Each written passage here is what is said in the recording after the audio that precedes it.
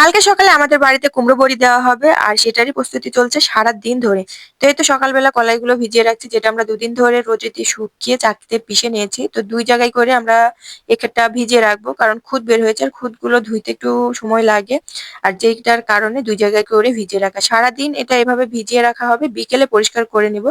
তো এই তো ২ জায়গায় করে এখন ভিজিয়ে রাখছি। আর এরই মধ্যে আমরা এখানে চাল কুমড়োটা কুচি করে নিয়েছি, যেটা ২-৩টে ন্যাকড়া দিয়ে আমরা পানিটা ঝরিয়ে নেব। ওদিকে ঝরাতে দিয়ে চলে আসছি বিকেলে। এই তো এখানে কলাইগুলো সুন্দরভাবে পরিষ্কার করে নিয়েছি। যে কাজটা অনেক কষ্টের, অনেক কষ্টের। সবথেকে আমার মনে হয় বেশি কষ্টের কাজ হচ্ছে এইটা। তো এই তো প্রায় ১ ঘন্টা ধরে আমরা এই পরিষ্কার করে নিচ্ছি পানিটা। আর পানিটা ধরে রাখার কারণ গরুর জন্য, এর মধ্যে অনেক কলাই থাকে, কলাইয়ের ছোকলা থাকে, যার কারণে পানিটা ধরে রাখা। আর এদিকে দেখো পরিষ্কার হয়ে গেছে। তো ২ টা ডিশে নেওয়া হয়েছিল। আমি কিছুটা নিয়েছিলাম, শাশুড়ি মা। তো এখন সবগুলো পরিষ্কার করা হয়ে গিয়েছে। তো দেখা হচ্ছে নেক্সট ব্লগে সকালবেলা কিভাবে আমরা কুমড়ো বড়ি দিই। আল্লাহ হাফেজ।